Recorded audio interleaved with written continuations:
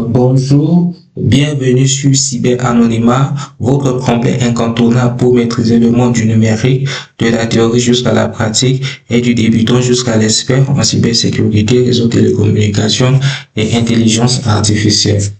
Voilà, nous y voici sur notre module 2 de la partie 3, type de cyberattaque. Dans ce module, nous allons voir les vecteurs d'attaque, les mécanismes d'exploitation, l'intégration de l'intelligence artificielle aux attaques cyber et des travaux pratiques en entreprise. Aperçu du module et objectif.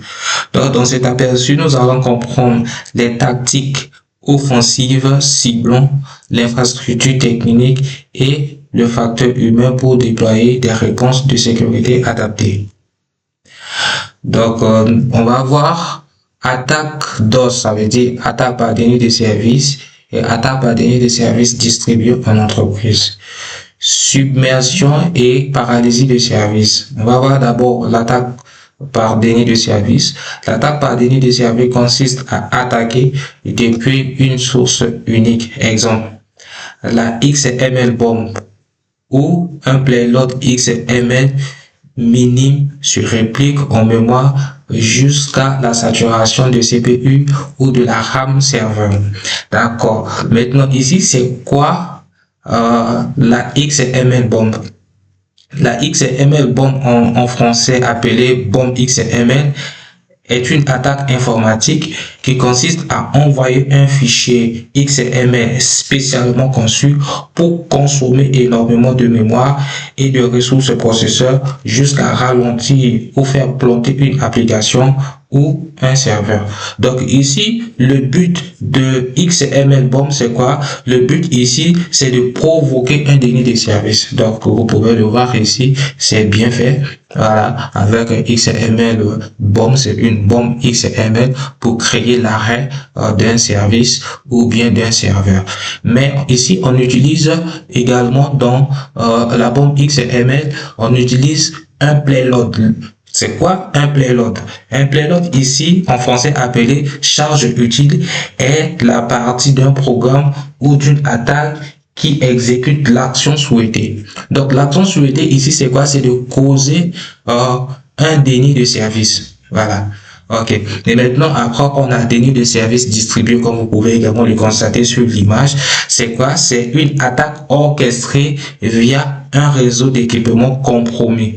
Donc là, il y a création de botnets ou bien des ordinateurs zombies envoyant des requêtes massives simultanément, dont le but également de créer un déni de service. Ça veut dire l'arrêt d'un service, d'un serveur ou bien d'une application. Voilà. Donc maintenant, vous allez voir, il y a impact de l'intelligence artificielle. Donc avec l'intelligence artificielle, les hackers utilisent l'intelligence artificielle pour réduire le nombre exact de bots requis pour faire tomber un serveur sans gaspiller de ressources bandwidth. Ouais. Donc l'intelligence artificielle est venue également augmenter le taux des cybercriminels. Voilà, comme la dernière fois on a vu dans notre module, on a parlé des scripts crédit. Donc le petit qui connaît seulement 2-3 scripts grâce à l'intelligence artificielle peut devenir un génie. L'hameçonnage et harponnage ciblé, ingénierie sociale, piège numérique, hameçonnage, le phishing. On voit ici que l'hameçonnage consiste à faire quoi? Consiste à la diffusion de messages trompeurs de masse incitant à cliquer sur des liens malveillants ou de télécharger une pièce jointe concomitante. Donc, je vais expliquer ici l'hameçonnage. Imaginez vous travaillez au service comptable et vous recevez un mail de votre directeur qui dit, bon, voilà, on vient de changer notre RIB, envoyez-nous 2 millions d'euros sur le nouveau RIB. Sans vérification, vous envoyez. Donc là, c'est ça qu'on appelle hameçonnage. Ou bien, on vous envoie un fichier PDF. Vous voulez ouvrir le fichier, on dit, pour votre boss vous dit, vraiment, il faut lire rapidement le courrier envoyé et que tu me donnes un retour là-dessus. Donc, comme c'est le boss, tu ouvres rapidement le fichier. En ouvrant le fichier, tu télécharges un logiciel malveillant sur ton ordinateur et que ce logiciel agit en arrière-plan, espionne des frappes et puis maintenant informe le hacker sur tes activités. Maintenant, on va voir l'harponnage. C'est quoi l'harponnage? L'harponnage est une attaque hautement ciblée. Le pirate étudie sa victime via l'OSINT pour concevoir un scénario sur mesure ultra crédible. Voilà. C'est quoi maintenant l'OSINT? Pour ceux qui ne connaissent pas, l'OSINT c'est Open Source Intelligence. Voilà. L'OSINT consiste à collecter, analyser et exploiter des informations sensibles publiquement de manière légale afin d'obtenir des renseignements sur une personne, une entreprise, un domaine ou DNS, une adresse IP ou un événement. Donc, ce que nous allons vous dire ici en termes de conseils, c'est quoi? C'est que évitez de divulguer votre vie sur Internet. Et évitez d'exposer votre vie, votre famille, vos richesses sur les réseaux sociaux. Parce que là, c'est quoi? C'est l'outil de prédilection des cyberattaquants. Donc, eux peuvent aller simplement avec votre nom sur Facebook, sur TikTok, sur YouTube, n'importe quoi, tapez Google, voilà, étudier vos habitudes, étudier vos comportements afin de pouvoir vous attaquer. Parce que la meilleure manière pour bien attaquer une personne, c'est quoi? C'est de connaître cette personne. Voilà, on a un cas pratique. Faux appel du conseiller bancaire ou du service informatique demandant un transfert vers un compte de sécurité d'urgence. Vous voyez? Ok, à bon entendeur. Les logiciels malveillants, destruction, espionnage et extorsion. Donc, les logiciels malveillants s'exécutent en arrière-plan sans le consentement de l'utilisateur après une exécution ou un téléchargement illicite. Donc, ici, on ne va pas beaucoup s'attarder. On va aller rapidement. Type courant, on a les keyloggers et les rançongiciels. Donc, en termes d'évolution avec IA, donc les malwares polymorphes modifiant son propre code source à la volée pour leurrer l'analyse antivirale traditionnelle. Donc, il faut savoir que il y a des antivirus qui ne sont pas de taille contre certains logiciels malveillants. Voilà. Il faut comprendre sur les gammes. Attaque par l'homme du milieu et la manipulation de DNS, ça veut dire du domaine. Voilà. Bon, on va aller ici rapidement. L'homme du milieu, on a déjà expliqué ça, donc je vais lire le principe rapidement. Le pirate s'intercale secrètement dans le canal de communication entre un client et un serveur pour intercepter ou altérer les flux de données. Exemple réel, déploiement d'un ROC Wi-Fi gratuit dans un espace public, forçant la redirection vers de faux portails de connexion bancaire. Le détournement DNS. Le détournement DNS, oui, bon, on n'a pas encore parlé de ça, mais c'est bien, c'est très important.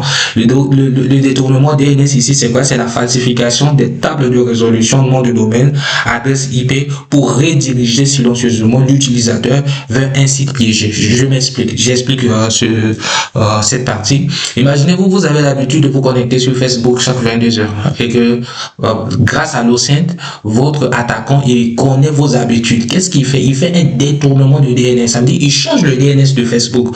Au lieu de vous connecter directement sur le bon DNS, ça veut dire le bon domaine de Facebook, vous allez vous connecter sur son domaine à lui, son domaine que lui il a créé, qu'il vous a envoyé. Vous allez cliquer ça, croyant que vous êtes en train de vous connecter sur Facebook.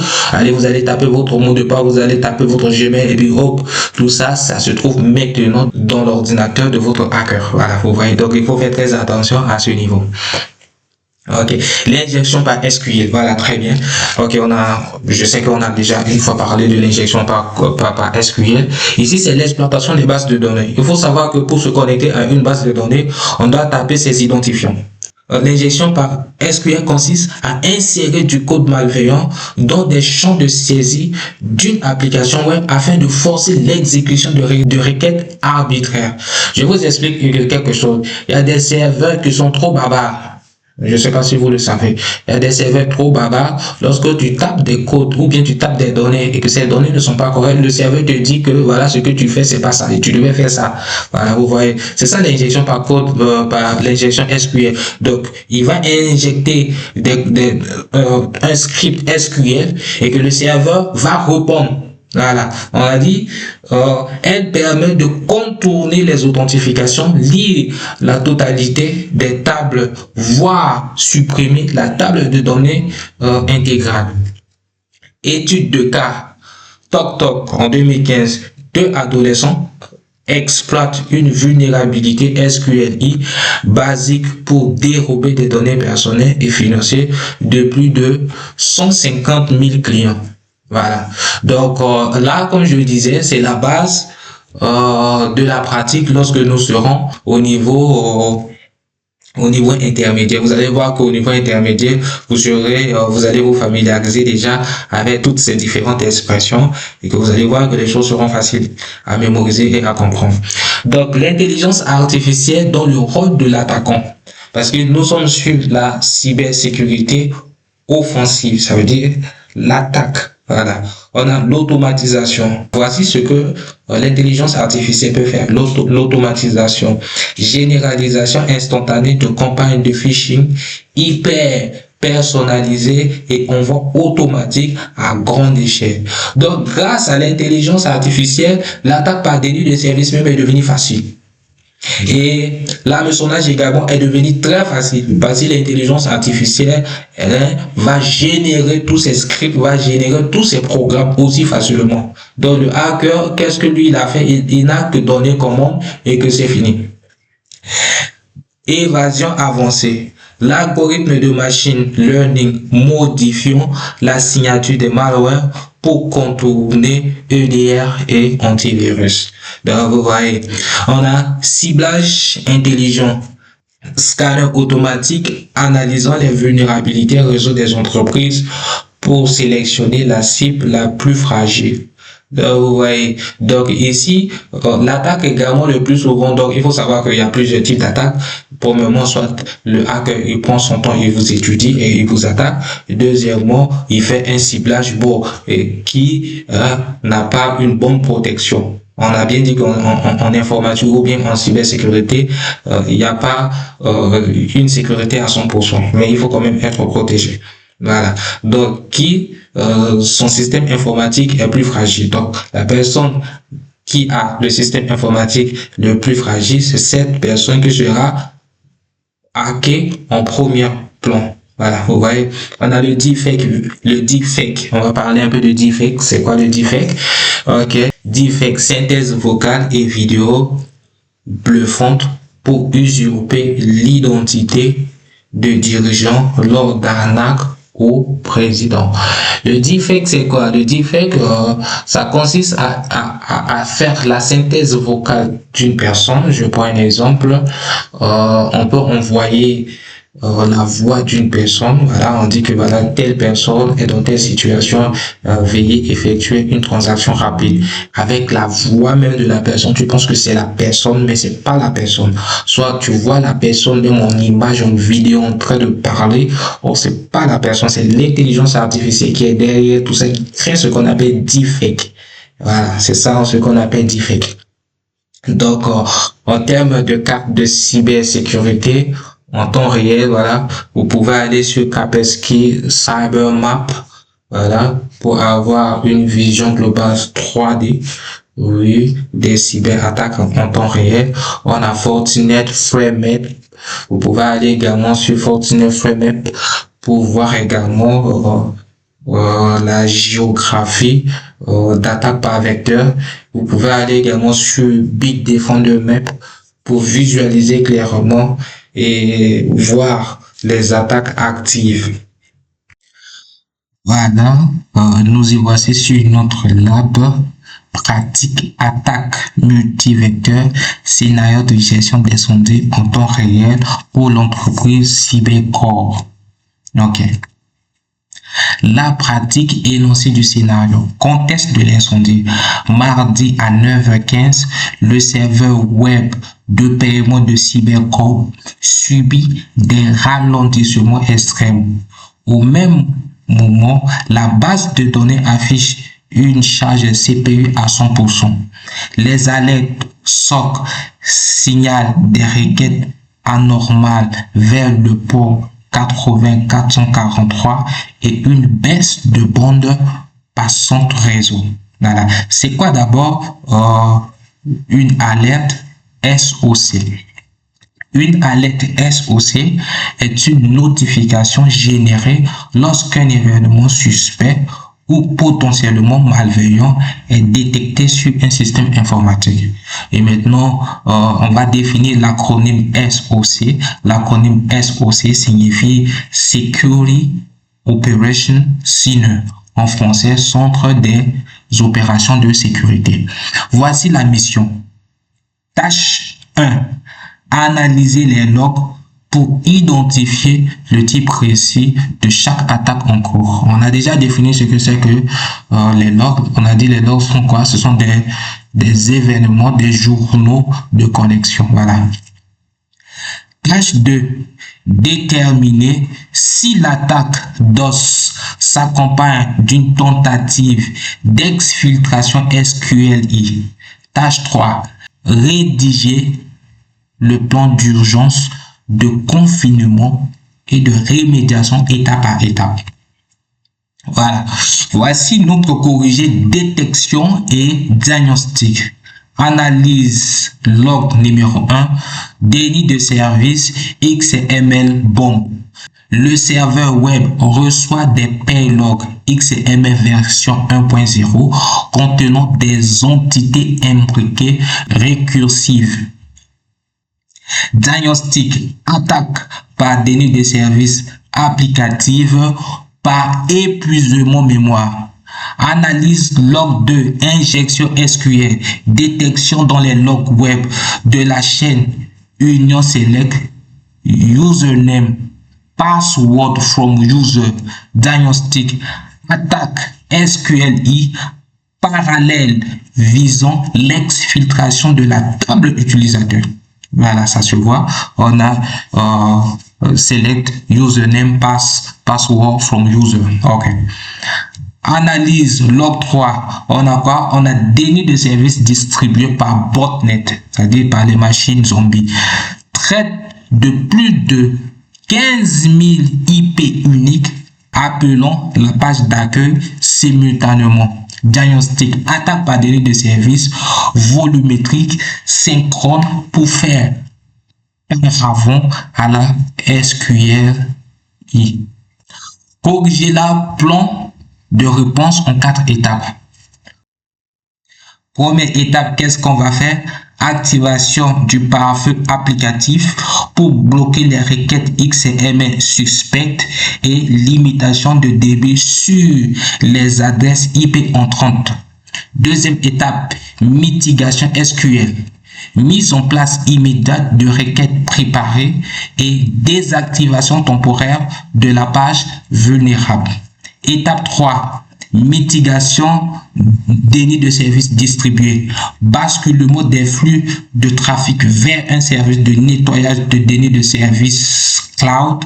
Exemple, Cloudflare, Akamai, Arbor Network. Étape 4. Post-incident.